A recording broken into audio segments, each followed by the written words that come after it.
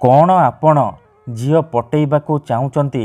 ସୁନ୍ଦରୀ ପଡ଼ିଶା ଘର ଭାଉଜକୁ ପଟେଇବାକୁ ଚାହୁଁଛନ୍ତି? ତେବେ ମୋ କଥା ମାନି ଆଜି ରାତିରେ ବିଛଣାରେ ଶୋଇକି ଏହି ମନ୍ତ୍ରକୁ 3 ଥର ପଢ଼ି ଦିଅନ୍ତୁ। ତାପରେ ଦେଖିବେ ଚମତ୍କାର। କେବଳ 5 ମିନିଟ୍ରେ ସେ ଝିଅ ହେଉ ବା ବିବାହିତା ନାରୀ ନିଜେ ଆପଣଙ୍କୁ ଫୋନ୍ କରିବ, ହାତ ଧରିକି ରୁମ୍କୁ ଡାକିବ, ଯାହା ଚାହିଁବେ ତାହା କରିବ। କୌଣସି ପ୍ରକାର ବାଧା ଦେବ ନାହିଁ। ହଁ ଫ୍ରେଣ୍ଡସ୍, ଏହି ବଶୀକରଣ ସାହାଯ୍ୟରେ ଆପଣ ସୁନ୍ଦରୀ ପଡ଼ିଶା ଘର ଭାଉଜକୁ ମଧ୍ୟ ବଶରେ କରିପାରିବେ। ତାଠାରୁ ନିଜର ମନ ମୁତାବକ କାମ ହାସଲ କରିପାରିବେ। ସବୁଠାରୁ ସରଳ ଏହି ବଶୀକରଣ।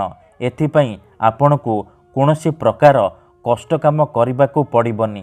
କେବଳ ଯେତେବେଳେ ଆପଣ ରାତିରେ ଶୋଇବା ପାଇଁ ଯିବେ, ନିଜ ବିଛଣାରେ ଶୋଇକି ଏହି ଗୋଟିଏ ମନ୍ତ୍ରକୁ 3 ଥର ପଢ଼ିଦେବେ। ତାପରେ ଦେଖିବେ ଚମତ୍କାର। ଗ୍ୟାରେଣ୍ଟି ଦେଉଛି, ଯେଉଁ ଝିଅ ବା ନାରୀ ପାଇଁ ଆପଣ ଏହି ମନ୍ତ୍ରକୁ ପଢ଼ିବେ ବା ପାଠ କରିବେ, ରାତିରେ ବିଛଣାରେ ଶୋଇକି ତାକୁ ମନେ ମନେ ଭାବିକି ଯେଉଁ ଝିଅ ବା ନାରୀ ପାଇଁ ଏହି ମନ୍ତ୍ରକୁ ପଢ଼ିବେ, ଗ୍ୟାରେଣ୍ଟି ଦେଉଛି ସିଏ ସେହି ସମୟଠାରୁ ଆପଣଙ୍କ ପ୍ରେମରେ ଦିବାନୀ ହେଇଯିବ। ରାତି ଦିନ ଆପଣଙ୍କ କଥା ଭାବିବ। ହଁ ଫ୍ରେଣ୍ଡସ୍, ଆପଣଙ୍କ ଆଡ଼କୁ ଏମିତି ଆକର୍ଷିତ ହେବ କି ଆପଣଙ୍କୁ ଛାଡ଼ି ରହିପାରିବନି। ନମସ୍କାର ଫ୍ରେଣ୍ଡସ୍, ଓଡ଼ିଆ ଫଣ୍ଡା ଚ୍ୟାନେଲକୁ ଆପଣମାନଙ୍କୁ ସ୍ୱାଗତ। ଆଜିର ଏହି ବଶୀକରଣ ପ୍ରଚଣ୍ଡ ମହାଶକ୍ତିଶାଳୀ ବଶୀକରଣ, କିନ୍ତୁ ସବୁଠାରୁ ସହଜ ଘରୋଇ ବଶୀକରଣ। ଏହାକୁ କେଉଁ ବି ପୁଅ ବା ଝିଅ ଅତି ସହଜରେ କରିପାରିବେ। ନିଜ ଘରେ ବସି ବସି ଏହି ବଶୀକରଣ କରିପାରିବେ। ବିନା କୌଣସି ପଇସା ଖର୍ଚ୍ଚ କରି, ବିନା କୌଣସି ମନ୍ତ୍ରତନ୍ତ୍ର କରି ନିଜ ପସନ୍ଦର ସୁନ୍ଦରୀ ଝିଅ ବା ସୁନ୍ଦରୀ ବିବାହିତା ନାରୀକୁ ପଟେଇ ପାରିବେ। ତାଠାରୁ କିଛି ବି କାମ ହାସଲ କରିପାରିବେ। କେବଳ ବିଛଣାରେ ଶୋଇବେ, ତାପରେ ସେହି ଝିଅ ବା ନାରୀକୁ ମନେ ମନେ ଭାବିବେ। ତାପରେ ମୁଁ ଆପଣଙ୍କୁ ଗୋଟିଏ ବଶୀକରଣ ମନ୍ତ୍ର ଶିଖେଇବି। ଏହି ମନ୍ତ୍ରକୁ ଆପଣ 3 ଥର ପଢ଼ିଦେବେ। ଗ୍ୟାରେଣ୍ଟି ଦେଉଛି, ତାପରେ ଦେଖିବେ ଚମତ୍କାର। ସେହି ସମୟଠାରୁ ପ୍ରଭାବ ପଡ଼ିବା ଆରମ୍ଭ ହୋଇଯିବ। ସକାଳ ହେବା ମାତ୍ରେ ସେ ଝିଅ ବା ନାରୀ ଆପଣଙ୍କର ବଶରେ ହେଇଯାଇଥିବ। ନିଜେ ଆସିବ, ଆପଣଙ୍କ ସହିତ କଥା ହେବ, ନହେଲେ ଆପଣଙ୍କୁ ଫୋନ୍ କରି ଘରକୁ ଡାକିବ। ଏହି ବଶୀକରଣ ଆପଣ କିପରି କରିବେ, କେମିତି କରିବେ, ମୁଁ ଆପଣଙ୍କୁ ଶିଖେଇବି। ତେଣୁ ମୋର ଆପଣମାନଙ୍କୁ ଅନୁରୋଧ କି ଆପଣ ଭିଡ଼ିଓଟିକୁ ମୂଳରୁ ଶେଷ ପର୍ଯ୍ୟନ୍ତ ପୁରା ଧ୍ୟାନ ସହିତ ଦେଖିବେ। ଅଧାରୁ ଛାଡ଼ିକି ପଳେଇଲେ କିମ୍ବା କାଟି କାଟି ଦେଖିଲେ ଆପଣ କିଛି ବି ବୁଝିପାରିବେନି। ପରେ କମେଣ୍ଟ କରିବେ, ଗୁରୁଜୀ ଆପଣଙ୍କର ବଶୀକରଣ କାମ କରୁନି। ତେଣୁ ମୋର ଆପଣମାନଙ୍କୁ ଅନୁରୋଧ କି ଆପଣ ଭିଡ଼ିଓଟିକୁ ପୁରା ଧ୍ୟାନ ସହିତ ଶେଷ ପର୍ଯ୍ୟନ୍ତ ଦେଖନ୍ତୁ।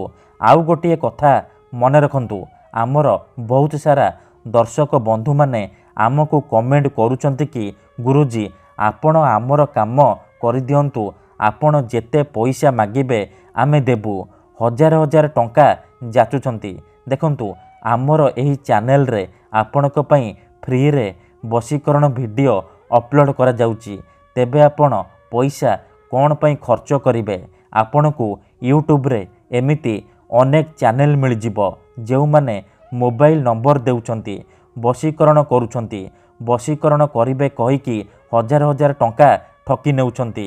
ତେଣୁ ମୋର ଆପଣମାନଙ୍କୁ ଅନୁରୋଧ କି ଆପଣ ଏହିସବୁ ଠକାମିରେ ପଡ଼ନ୍ତୁ ନାହିଁ। ଆପଣ ଭିଡ଼ିଓ ଦେଖନ୍ତୁ, ନିଜେ ଚେଷ୍ଟା କରନ୍ତୁ। ଗ୍ୟାରେଣ୍ଟି ଦେଉଛି, ଆପଣ ଯାହାକୁ ଚାହିଁବେ ତାକୁ ଅତି ସହଜରେ ପଟେଇ ପାରିବେ।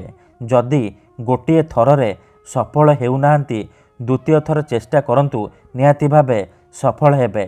ମନେ ରଖନ୍ତୁ, ମନ୍ତ୍ର ତନ୍ତ୍ର ଯନ୍ତ୍ର ବଶୀକରଣ ଇଏ ଏମିତି ସେମିତି କାମ କରେନି।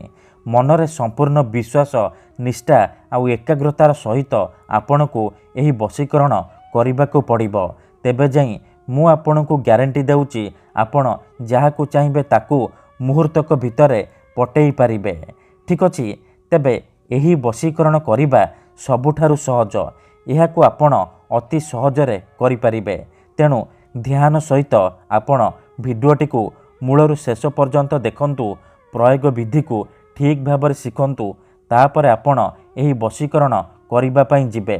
ମନେ ରଖନ୍ତୁ, ଏହି ବଶୀକରଣ ଆପଣ କେଉଁ ବି ବାରରେ କରିପାରିବେ, କିନ୍ତୁ ଯେବେ ବି କରିବେ ରାତିରେ ଶୋଇବା ପୂର୍ବରୁ କରିବେ।